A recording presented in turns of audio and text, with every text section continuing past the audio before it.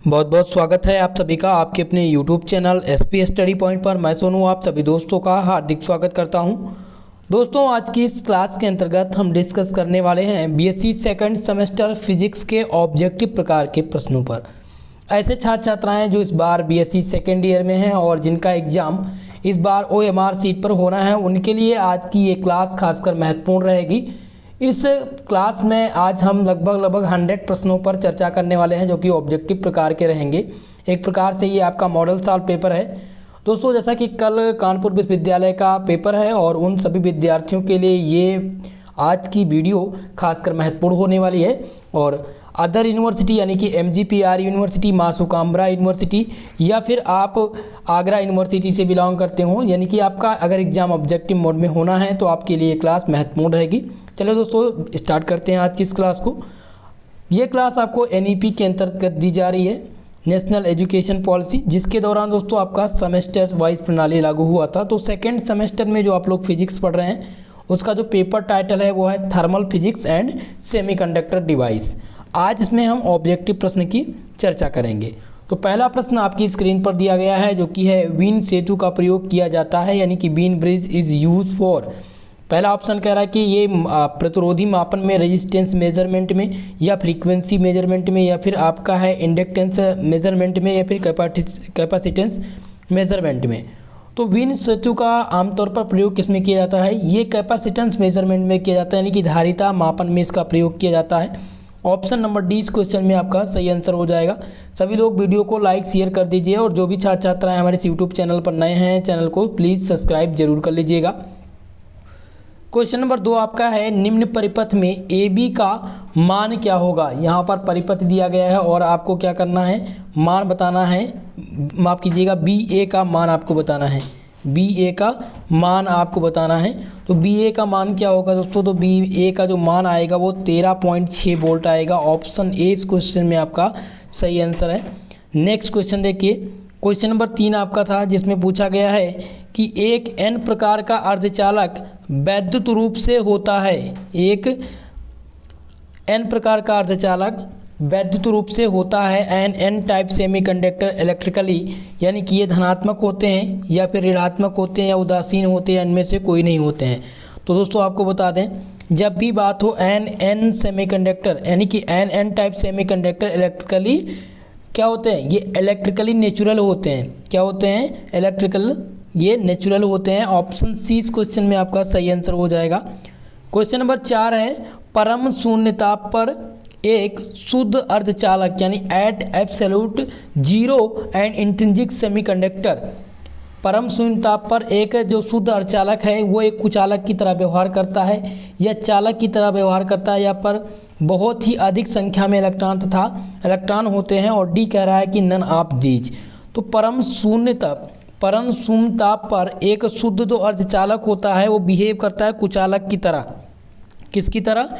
ये कुचालक की तरह व्यवहार करता है। ऑप्शन नंबर ए इस क्वेश्चन में आपका सही आंसर हो जाएगा। Behave like as insulator is the correct answer. Okay, चले 5वां प्रश्न है दोस्तों, PN संधि की अवक्षय परत की चौड़ाई कितनी होती है? पूछा गया है the width of depletion layer of the PN junction. पहला ऑप्शन कह रहा है कि ये पश्च अभिनीति के साथ बढ़ती है या अधिक अशुद्धि मिलाने पर बढ़ती है, यानी कि increases under reverse bias, increases heavy doping, या फिर इंडिपेंडेंट ऑफ अप्लाइड वोल्टेज, या डिक्रीजेस विथ लाइट डोपिंग। तो डिप्लेशन लेयर की बात अगर हो, ठीक है, तो इस क्वेश्चन में दोस्तों पूछा गया था the width of depletion layer of the PN junction diode. तो ये क्या करती है दोस्तों? ये इंक्रीज करती है अंडर रिवर्स बायस। क्या करती है?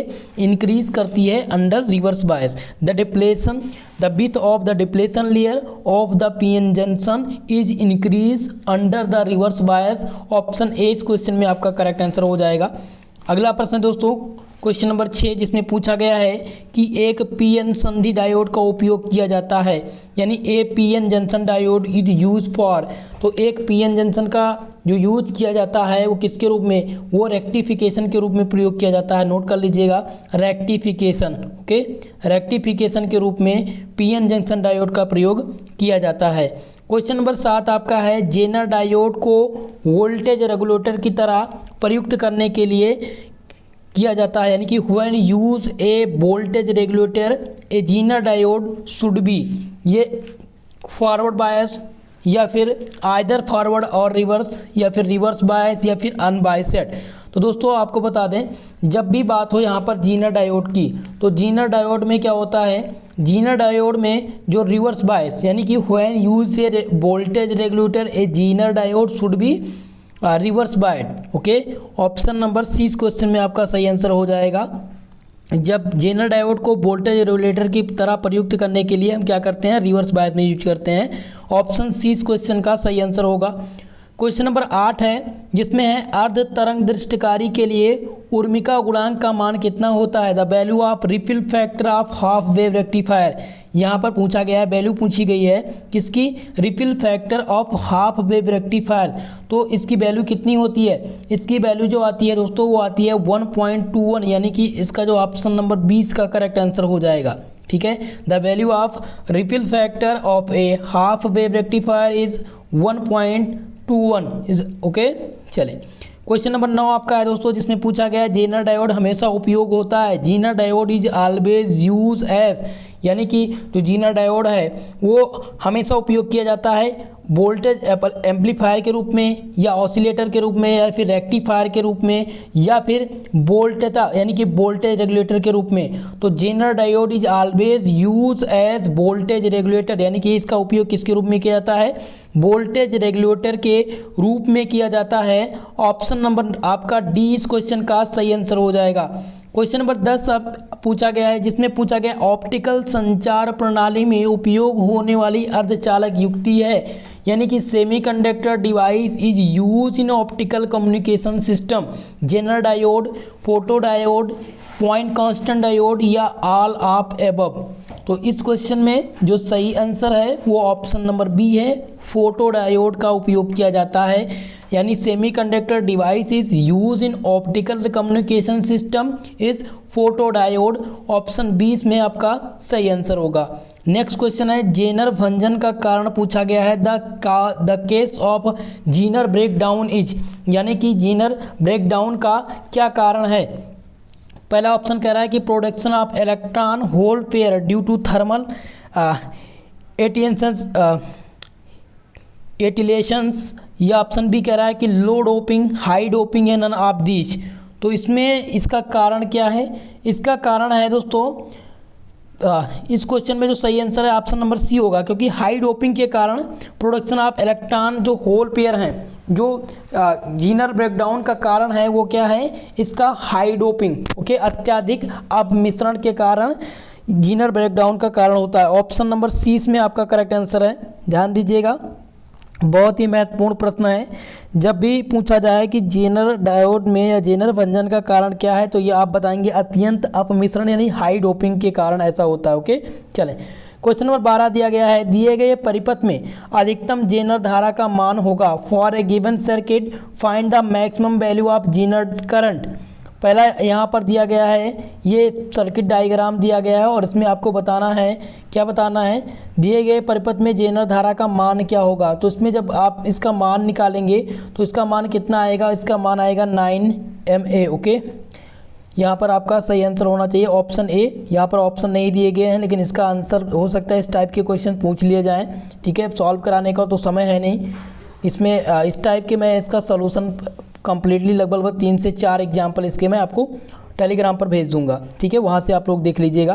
क्वेश्चन नंबर 13 है, एक संधारित्र को प्रतिरोध के साथ अवशोषण के दौरान किसी क्षण संधारित्र पर आवेश होता है, यानी during the charge of capacitor condenser through a resistance, the charge of condenser is at instant is 0, infinite या फिर Q0 ET upon CR।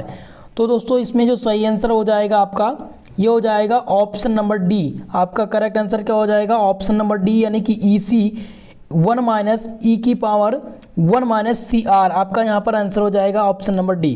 Question number 14 है, जिसमें पूछा गया है CRT की आंतरिक सतह पर जिस पदार्थ की परत चढ़ाई जाती है वह क्या है।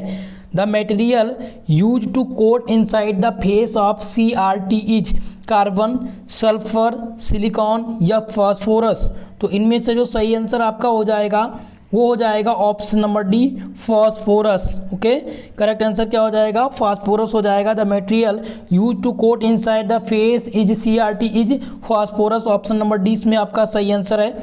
क्वेश्चन नंबर 15 है जिसमें पूछा गया ताप बढ़ाने पर निज अर्धचालकों की प्रतिरोधकता कितना होता है? On increasing the temperature the resistivity of intrinsic semiconductor क्या करता है? इंक्रीज करता है, डिक्रीज करता है, या रिमेन्स अनचेंज होता है, या पहले बढ़ता है फिर घटता है? Increases first and decreases. तो इसमें आपका सही आंसर हो जाएगा ऑप्शन नंबर बी, यानी कि डिक्रीज करता है। On increasing the temperature of resistivity of intrinsic semiconductor decreases. Okay, option number आपका 20 क्वेश्चन में आपका करेक्ट आंसर होगा। क्वेश्चन नंबर 16 है ए निज अर्धचालक में, यानी एक नैज अर्धचालक में फर्मी स्तर की स्थिति ऊर्जा बैंड आरेख पर होती है। in an intrinsic semiconductor the position of Fermi level of energy band diagram is given by, यानी इसका डायग्राम किस प्रकार से दिया जाता है? एक निजी अर्धचालक में फर्मी स्थिति ऊर्जा बैंड पर जो आरेख होता है वो किस प्रकार से होता है? तो इसका जो आरेख होता है दोस्तों होता है EF equal to EC upon EC plus EB upon 2 plus 3/4 KT log E, यानी MH अपान ME। ओके, तो आपका यहाँ पर सही आंसर हो जाएगा ऑप्शन नंबर ए इस क्वेश्चन का करेक्ट आंसर होगा। क्वेश्चन नंबर 17 है एक PN ट्रांजिस्टर में धारा के संवाहक होते हैं। In PNP transistor the current carry are, यानी कि क्या होते हैं? ये ग्राही आयन होते हैं, एक्सेप्टर आयन्स होते हैं, या डोनर आयन होते हैं, या फ्री इलेक्ट्रॉन्स होते हैं, या फिर होल्स होते हैं। तो इसमें आपका सही आंसर हो जाएगा ऑप्शन डी, यानी कि ये क्या होते हैं? होल्स होते हैं। In PNP transistor the current carry are holes. Okay, option number D इसमें आपका सही आंसर है। क्वेश्चन नंबर 18 है जिसमें पूछा गया है कि ट्रांजिस्टर है एक करंट ऑपरेटिंग डिवाइस है, वोल्टेज ऑपरेटिंग डिवाइस है, या बोथ करंट एंड वोल्टेज है, या इनमें से कोई नहीं। तो ट्रांजिस्टर क्या है? सभी लोग कमेंट करके जल्दी से बताइए। तो ट्रांजिस्टर एक करंट ऑपरेटिंग डिवाइस है। क्या है? करंट ऑपरेटिंग डिवाइस, यानी धारा चलित युक्ति है ट्रांजिस्टर। ऑप्शन ए इसमें आपका सही आंसर हो जाएगा। नेक्स्ट प्रश्न आपका देखिए क्वेश्चन नंबर 19 है जिसमें पूछा गया है SI का ऊर्जा बैंड अंतराल होता है। Band gap of SI is, तो SI का जो बैंड अंतराल होता है वो कितना होता है? जल्दी से सभी लोग बताइए। तो इसका जो बैंड अंतराल होता है दोस्तों 1.1 EV होता है। ओके, ऑप्शन नंबर ए इसमें आपका करेक्ट आंसर हो जाएगा, सही जवाब हो जाएगा ऑप्शन नंबर ए। क्वेश्चन नंबर 20 है इसमें पूछा गया किसी RC परपथ जिसका कलांक 5 से है कितने समय पश्चात आवेश अपने अधिकतम मान यानी 1/E का स्क्वायर गुना रह जाएगा? तो लगभग इसमें कितने समय लगते हैं? इसमें जो समय लगेंगे इसमें आपका सही आंसर है ऑप्शन नंबर बी, यानी 10 सेकंड आपका करेक्ट आंसर होगा। क्वेश्चन नंबर 21 है जिसमें पूछा गया है कि एक LCR परिपथ के दोलनीय होने के लिए आवश्यक प्रतिबंध है। The necessary condition for LCR circuit to be oscillatory is, इसमें आपका सही आंसर है option number B 1/LC greater than R²/4L²। आपका करेक्ट आंसर हो जाएगा ऑप्शन नंबर 20 क्वेश्चन में। ठीक है, necessary condition for LCR circuit to be oscillatory is 1/LC greater than R²/4L²। चले क्वेश्चन नंबर 22 है जिसमें पूछा गया है कि किसी LR परिपथ का कालांक कितना है? The time constant of LR circuit is RC, R/L, L/R या L/RC। तो इसमें सही आंसर हो जाएगा आपका ऑप्शन नंबर सी, L/R इसका करेक्ट आंसर होगा। The time constant of LR is L/R। Okay, option C इसमें आपका करेक्ट आंसर होगा। क्वेश्चन नंबर 23 है जिसमें पूछा गया है LCR परिपथ में जब R2 यानी कि R² is greater than 4L/C तब संधारित्र का आवेशन कितना होगा? इन LCR circuit charging of capacitor when R² is greater than 4/L/C। तो ये क्या होगा? केवल ये जस्ट सर्किट होगा, या फिर एक्सपोनेंशियल होगा यानी घातीय होगा, ऑसिलेटरी होगा, या नन ऑफ दीज। तो इसमें आपका सही आंसर हो जाएगा ऑप्शन नंबर बी, यानी कि क्या होगा, ये घातीय होगा। ऑप्शन नंबर 20 में आपका करेक्ट आंसर हो जाएगा। क्वेश्चन नंबर 24 है, पूर्ण तरंग डिस्ककारी में यदि निवेशी आवृत्ति 50 हर्ट्ज है तो निगमन आवृत्ति होगी in a full wave rectifier if the input frequency, यानी इनपुट फ्रीक्वेंसी कितनी है, 50 हर्ट्ज है, तो आउटपुट फ्रीक्वेंसी कितनी होगी, तो इसकी जो आउटपुट फ्रीक्वेंसी होगी दोस्तों वो कितनी होगी, वो 100 हर्ट्ज होगी। कितनी होगी, 100 हर्ट्ज, यानी कि इसकी दुगनी हो जाएगी। ऑप्शन नंबर डी इसमें आपका करेक्ट आंसर होगा। नेक्स्ट क्वेश्चन देखिए, क्वेश्चन नंबर 25 है, जिसमें पूछा गया है कि विभव विभाजन बाइसिंग में अस्थायित्व गुणांक का मान, न्यूनतम संभव मान इसका कितना है। ऑप्शन दिया गया है 100, 10, 1 या फिर 0.1। तो विभव विभाजक वाइसिंग में अस्थायित्व गुणांक का जो न्यूनतम संभव मान है दोस्तों वो है 1। क्या हो जाएगा, संभव मान जो आ जाएगा वो 1 आएगा। ऑप्शन सी इसमें आपका करेक्ट आंसर होगा। चले अगले प्रश्न पर। नेक्स्ट क्वेश्चन है आपका, किसी नियत उत्सर्जक धारा के लिए ग्राहक धारा का मान ज़्यादा होगा for a given emitter current the collector current would be larger if, यानी ऑप्शन ए दिया गया है base region is wider. Option B आपका है उत्सर्जक क्षेत्र आधार के कम मदित हो, यानी emitter region is less heavily doping than the base region. Option C है आधार क्षेत्र में पुनः संयोजन दर कम हो, recombination rate base region is decreases. ये ऑप्शन डी है उपयुक्त सभी ऑल ऑफ एबव। तो इस क्वेश्चन में आपका करेक्ट आंसर क्या हो जाएगा, इसमें सही आंसर है ऑप्शन नंबर सी, आपका आधार क्षेत्र में पुनर्संयोजन दर कम होगी। Okay, option C is the correct answer. Next question आपका दिया गया है जो कि न्यूमेरिकल से है, एक उभयनिष्ठ आधार विन्यास में धारा प्रवर्धन का अनुपात जो है वो 0.9 है। अगर उत्सर्जक धारा का मान 1 MA हो, ठीक है, तब आधार धारा का मान क्या होगा। तो इसका जो आधार धारा का मान होगा वो कितना होगा, 1.1 होगा या 0.1 होगा या फिर 0.9 होगा या फिर 1.01 होगा। तो इसमें आपका जो सही आंसर है दोस्तों वो ऑप्शन नंबर बी, इसका जो मान होगा वो 0.1 होगा। ओके, ऑप्शन बी इसमें आपका करेक्ट आंसर हो जाएगा। ठीक है, सही आंसर हो जाएगा ऑप्शन नंबर ए। नेक्स्ट प्रश्न देखिए जो इम्पोर्टेंट है, जिसमें पूछा गया है कि थेवेनिन के प्रमेय को उन नेटवर्क में प्रयोग किया जाता है जिनमें the Thevenin's theorem is applied for the network in which केवल दृष्टि धारा स्रोत में या केवल प्रवृत्ति धारा स्रोत हो या फिर दृष्टि धारा प्रवृत्ति और दोनों स्रोत में या फिर इनमें से कोई नहीं।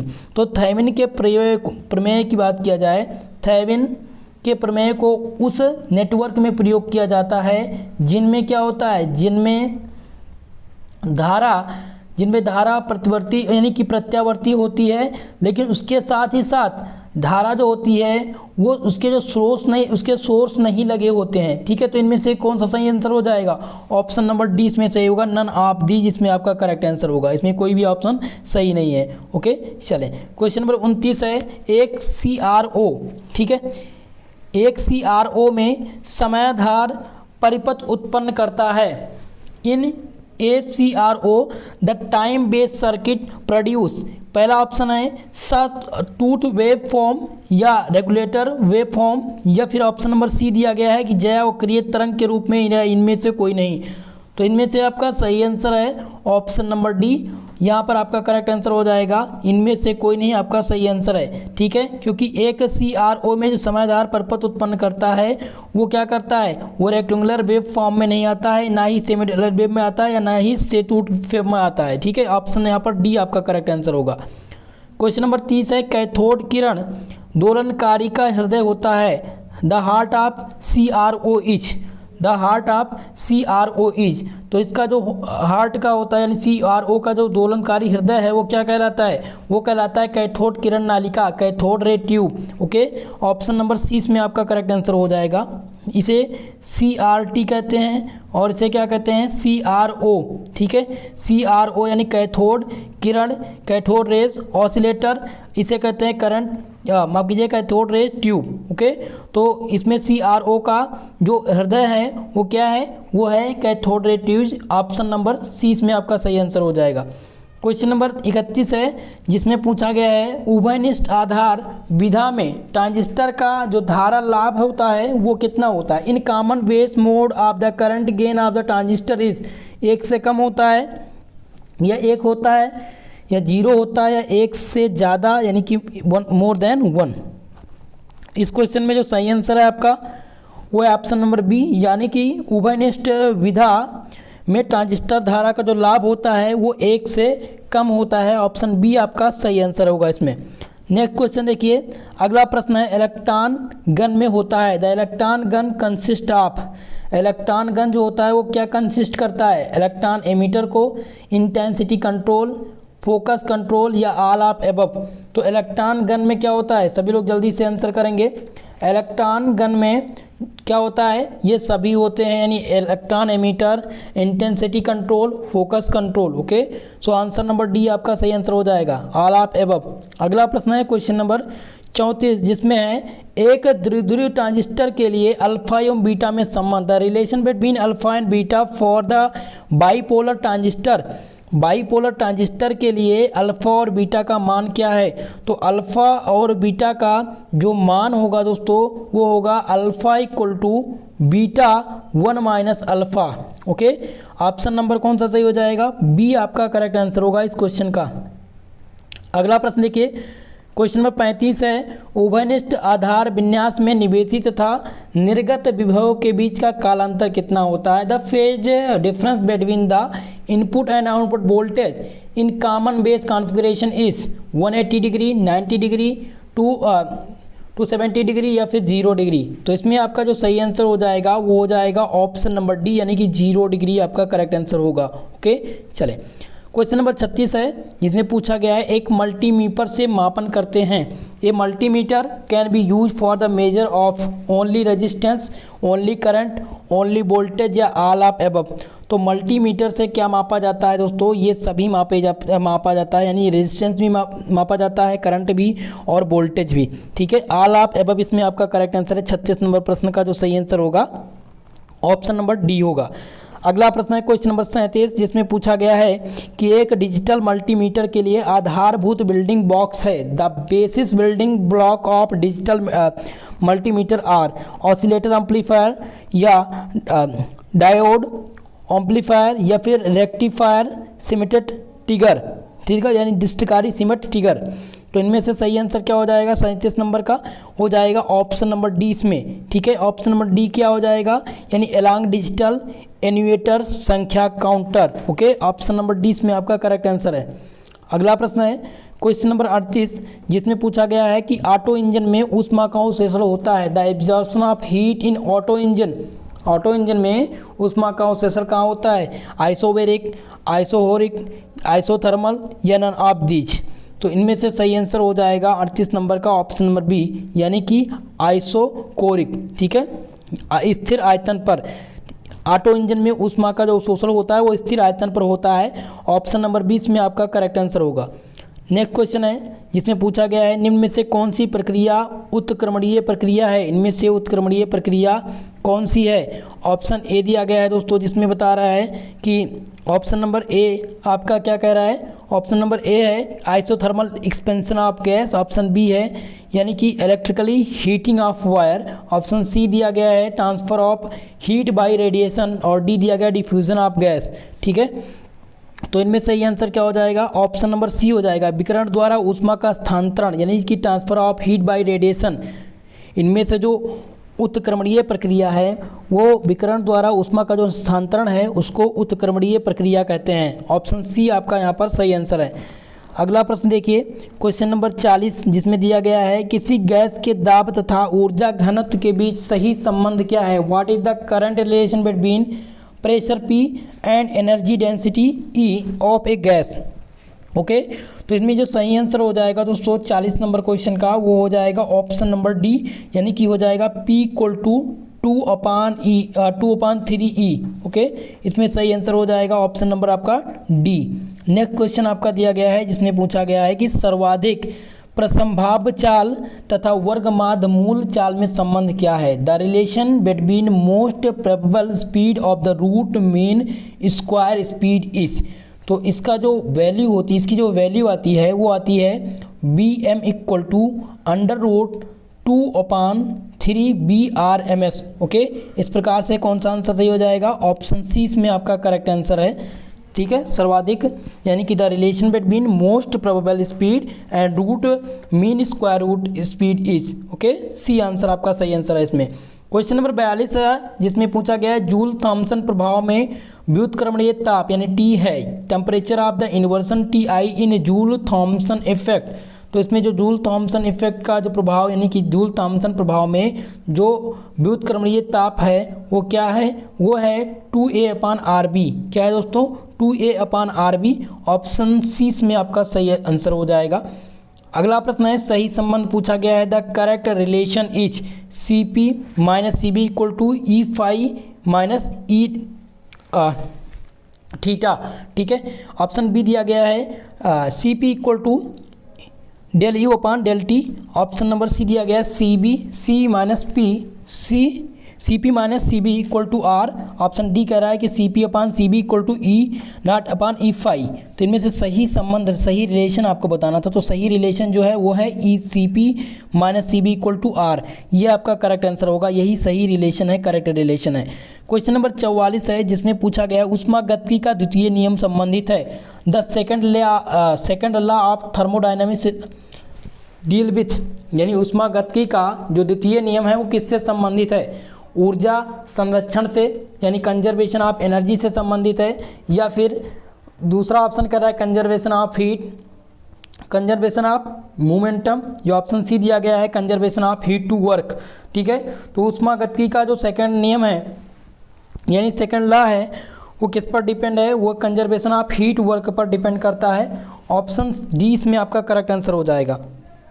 क्वेश्चन नंबर 45 है जिसमें पूछा गया है बीन विस्थापन नियम के अनुसार according to Wien displacement law is, यानी कि बीन विस्थापन के नियम के अनुसार क्या होता है? Lambda m t equal to क्या होता है? कांस्टेंट होता है, या lambda m/t equal to constant होता है, या फिर lambda m t² equal to constant होता है, या ऑप्शन डी कह रहा है कि लैम्डा m∝t⁴। ठीक है, तो किसके अनुसार पूछा गया था? बीन विस्थापन नियम के अनुसार। तो बीन विस्थापन नियम के अनुसार जो होता है वो lambda m t equal to constant होता है। ठीक है, इस प्रकार से सही आंसर हो जाएगा ऑप्शन नंबर ए इस क्वेश्चन का आंसर। ओके, चलिए क्वेश्चन नंबर 46 है जिसमें पूछा गया है कि मैक्सवेल के चाल वितरण नियम के अनुसार किसी गैस के अणुओं की औसत चाल क्या होती है? यानी औसत चाल जो दी गई है वो दी गई है B is greater than V बार। ठीक है, तो इसमें क्या इसका आंसर क्या होगा? मैक्सवेल के चाल वितरण के नियम के अनुसार किसी गैस के अणुओं की औसत चाल निकालनी है आपको। तो जो इसकी औसत चाल आएगी वो क्या निकल के आएगी? इसकी औसत चाल दोस्तों आएगी बी ऑप्शन आपका इसमें सही होगा, यानी कि √8kT/m²। ओके, ऑप्शन 20 में आपका सही आंसर है। क्वेश्चन नंबर 47 है जिसमें पूछा गया है कि ऊष्मागतिकी का प्रथम नियम संबंधित है first law of thermodynamics related to number of molecules, number of moles, energy या हीट। तो इसमें सही आंसर क्या हो जाएगा? ऑप्शन नंबर सी हो जाएगा। ठीक है, first law of thermodynamics is related to number of moles. Option number 20 में आपका करंट ऑप्शन नंबर सी यहाँ पर आपका करेक्ट आंसर है दोस्तों। जो फर्स्ट लॉ ऑफ थर्मोडायनामिक्स है वो किससे संबंधित है? वो एनर्जी से संबंधित है। ठीक है, किससे संबंधित है? एनर्जी से संबंधित है। ऑप्शन सी इसमें आपका करेक्ट आंसर है। नेक्स्ट प्रश्न की ओर बढ़ेंगे। क्वेश्चन नंबर 48 जिसमें दिया गया ताप का परम स्केल निर्भर करता है the absolute scale of temperature depend upon, यानी कि गैस एक्सटेंशन पर, या फिर गैस प्रेशर पर, कार्नोट इंजन पर, या change in the vapour pressure. इनमें से जो सही आंसर है वो क्या हो जाएगा? 48 नंबर प्रश्न का जो सही आंसर है वो ऑप्शन नंबर सी यानी कार्नोट इंजन पर। Okay, the absolute scale of temperature depend upon Carnot engine. Okay, option number C में आपका सही जवाब है। क्वेश्चन नंबर 49 है जिसमें पूछा गया है निम्नलिखित में से कौन सा कथन सत्य है? Which of the following statement is true? इनमें से कौन सा स्टेटमेंट ट्रू है? पहला स्टेटमेंट कह रहा है कि निम्न ताप में उच्च ताप की ओर ऊष्मा का जो स्वभाव है वह स्थानांतरण संभव है। ऑप्शन बी कह रहा है सभी उत्क्रमणीय परम चक्रीय होते हैं। ठीक है। All reversible process is cycle, तो क्या ये सत्य है? ऑप्शन सी है कि work done in a cyclic process is zero. Option D कह रहा है कि कूलिंग इन द प्रोसीड्यूट यानी कि माफ कीजिएगा production in adiabatic expansion of gas. तो इनमें से पूछा क्या गया था? सत्य कथन। तो सत्य कथन इनमें से कौन सा है भाई? इनमें से सभी लोग कमेंट करके जल्दी से बताइए। तो गैस के जो रुद्धोष्म प्रसार में गैस का जो शीतलन होता है वो इसमें से सही आंसर होगा। डी ऑप्शन आपका सही होगा, ठीक है। सही आंसर हो जाएगा ऑप्शन नंबर डी आपका। ओके, चलिए क्वेश्चन नंबर 50 है, जूल केल्विन प्रभाव में नियत रहने वाली राशि in joule kelvin effect the constant quantity. इनमें से जूल केल्विन प्रभाव में कौन सी राशि जो है वो कांस्टेंट होती है?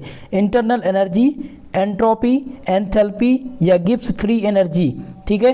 तो इनमें से सही आपका जो करेक्ट आंसर हो जाएगा वो हो जाएगा ऑप्शन नंबर सी यानी कि एंथैल्पी। जूल केल्विन प्रभाव में एंथैल्पी जो होती है वो कांस्टेंट होती है। ऑप्शन सी आपका इसमें सही आंसर है। क्वेश्चन नंबर 51 है, किसी निकाय की एंट्रोपी बढ़ती है। Entropy of a system increases इन यानी कि all reversible process, all irreversible process, both of above या नन ऑफ एबव। तो इनमें से सही आंसर हो जाएगा ऑप्शन नंबर ए यानी entropy of a system increases in all irreversible process. Okay, सही आंसर हो जाएगा ऑप्शन नंबर ए। अगला प्रश्न है क्वेश्चन नंबर 52 जिसमें पूछा गया है कि ऊष्मीय ऊर्जा का मात्रक, ऊष्मीय ऊर्जा का एसआई यूनिट क्या होती है? जूल, कैलोरी या फिर अर्ग या all of above.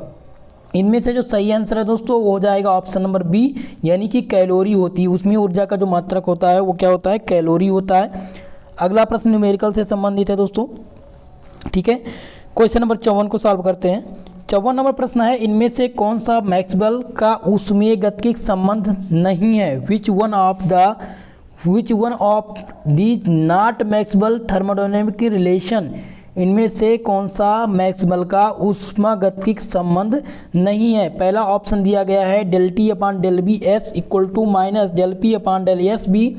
Option B दिया गया del S upon del B T equal to del P upon del B.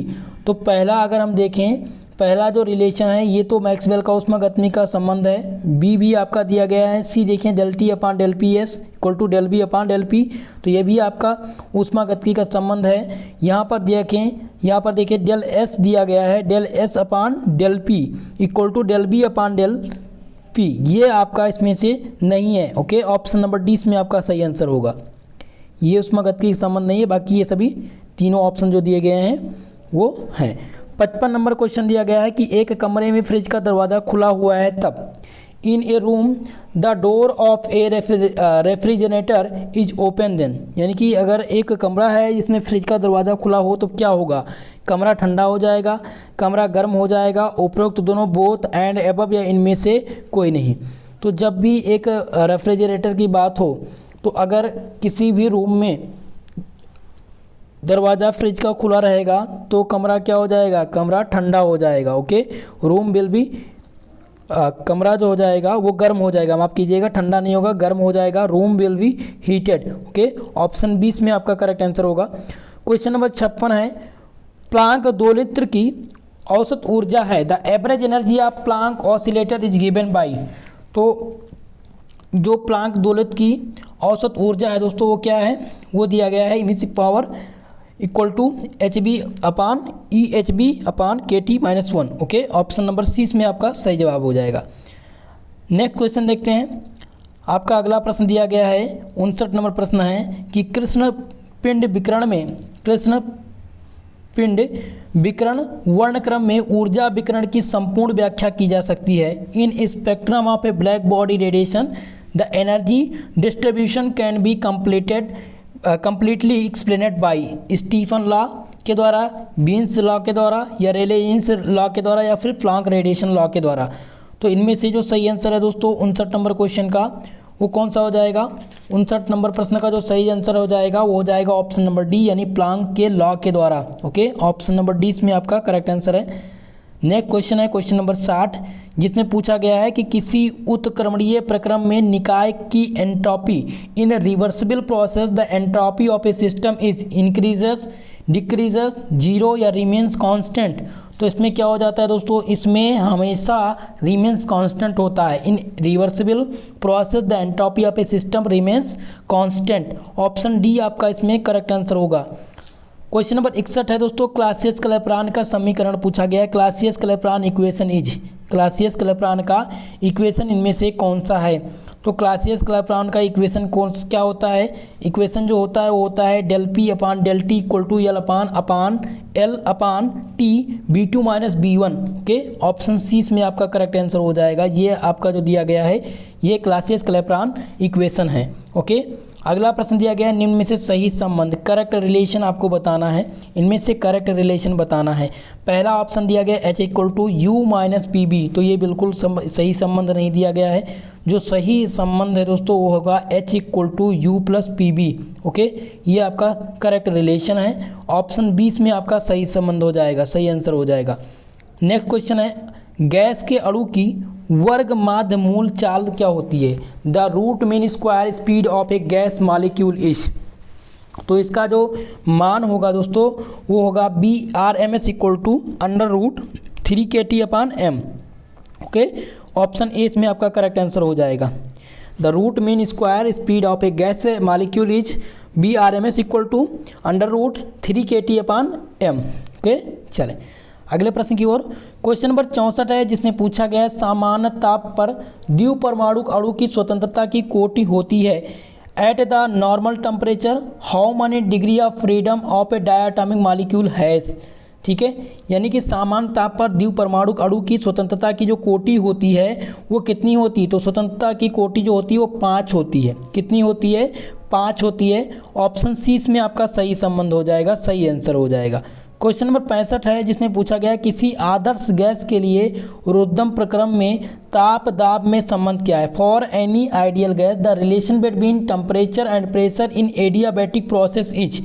तो पहला ऑप्शन इसमें दिया गया है T U equal to PR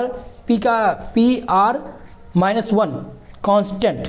okay, option number 20 में क्या दिया गया है, ऑप्शन नंबर बी दिया गया है TR minus 1 P1 equal to constant. Option C है TP1 plus R equal to constant. Option D कह रहा है कि PR equal to TR minus 1 constant.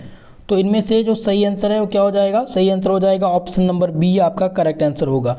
ठीक है, TR minus 1 PL minus R equal to constant. Okay, चले अगला प्रश्न है, the Clausius inequality is given by. The Clausius inequality is given by. तो इसका जो सही आंसर हो जाएगा क्वेश्चन नंबर 66 का वो हो जाएगा दोस्तों, क्या सही हो जाएगा, यहाँ पर हो जाएगा DQ upon T greater than equal to 0। इस प्रकार से सही आंसर हो जाएगा ऑप्शन नंबर सी आपका। ठीक है, सही संबंध हो जाएगा option number C. Question number 67 है जिसमें है किसी उत्क्रमणीय प्रक्रम में निकाय की entropy in a reversible process the entropy of a system is increases, decreases, zero या रिमेन्स कांस्टेंट।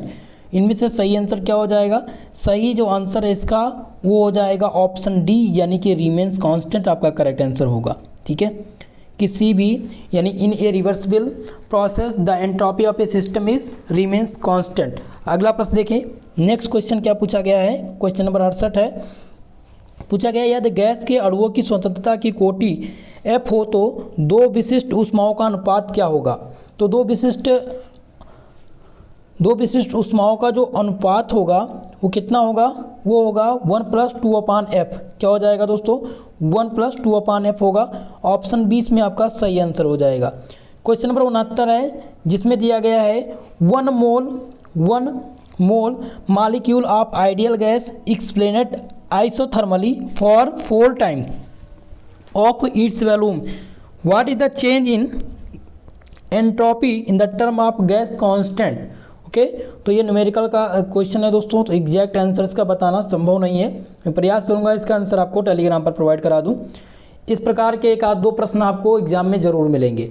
क्वेश्चन नंबर 70 है समतापी प्रक्रिया में किया गया कार्य होता है work done in an isothermal process is W equal to NRT log BF/BT या W equal to 1/R-1 PT VI VI minus PF और VF। ठीक है, क्या ये होगा? तो इसमें जो सही आंसर हो जाएगा 70 नंबर क्वेश्चन का वो हो जाएगा ऑप्शन नंबर ए, यानी W = NRT log E BF/BI। Okay, option number इसमें कौन सा सही है? ऑप्शन ए इसमें आपका करेक्ट आंसर हो जाएगा।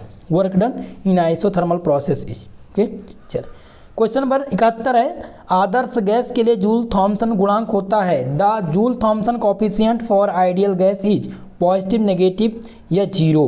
तो क्या होता है दोस्तों? हमेशा जीरो होता है। क्या होता है? आदर्श यानी Joule Thomson coefficient for ideal gas is zero. Option C इसमें आपका सही आंसर है। नेक्स्ट क्वेश्चन देखिए, आपका अगला प्रश्न यहाँ पर दिया गया है, जो कि क्या पूछा गया है? पूछा गया है इसमें कि एक द्विपरमाणुक अणु के लिए CP/CB का जो अनुपात है वो क्या होगा? अनुपात जो दिया गया है वो दिया गया है R = CP/CB। ठीक है, तो इसमें क्या बताना है? The ratio of CB and CP = R = CP/CB for diatomic molecule is. तो इसका जो मान आएगा दोस्तों, इसका जो मान निकल के आएगा वो कितना आएगा? वो आएगा 72 नंबर क्वेश्चन का जिसको सही आंसर है वो हो जाएगा ऑप्शन नंबर बी 1.40 आपका इसमें सही आंसर होगा।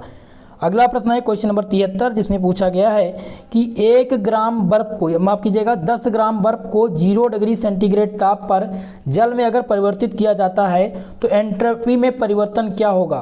ओके, तो एंट्रोपी में जो परिवर्तन आएगा दोस्तों वो आएगा 2.93 कैलोरी/केल्विन। ठीक है, इसका चेंज आएगा। ऑप्शन ए इसमें आपका सही आंसर होगा। क्वेश्चन नंबर 74 है, जिसमें पूछा गया है एक द्विपरमाणु गैस के लिए अणु की स्वतंत्रता की कोटियाँ होती है। The number of degree of freedom of a diatomic gas molecule are 5, 3, 7 या फिर 6। तो इनमें से सही आंसर हो जाएगा कौन सा हो जाएगा? ऑप्शन ए हो जाएगा 5। किसी द्विपरमाणु गैस के अणुओं की जो स्वतंत्रता की कोटि होती है वो 5 होती है। क्वेश्चन नंबर 75 है दोस्तों, जिसमें है दृष्ट लोड रेखा निम्न के बीच खींचा गया वक्र है। The DC load line is a curve draw between. तो जो दृष्ट लोड रेखा जो खींची जाती है वो किसके बीच खींची जाती है? वो खींची जाती है दोस्तों IC एवं ICE के। ओके, ऑप्शन नंबर ए इसमें आपका करेक्ट आंसर है। आज के इस क्लास में 75 MCQ प्रश्नों पर हमने चर्चा किया है, जो कि प्रीवियस ईयर क्वेश्चन पेपर है दोस्तों। किस यूनिवर्सिटी का? राजा महेंद्र प्रताप अलीगढ़ यूनिवर्सिटी का।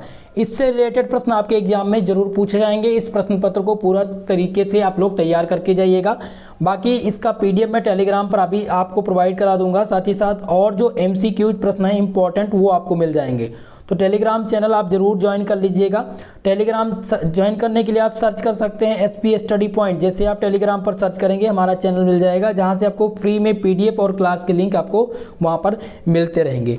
दोस्तों, आप सबको ये वीडियो कैसी लगी कमेंट सेशन में कमेंट करके जरूर बताइएगा। और वीडियो को लाइक, शेयर और चैनल पर अगर नए हैं चैनल को सब्सक्राइब जरूर कीजिएगा। ओके, तो आज के लिए बस इतना ही। मिलेंगे नेक्स्ट वीडियो में, तब तक के लिए जय हिंद, जय भारत।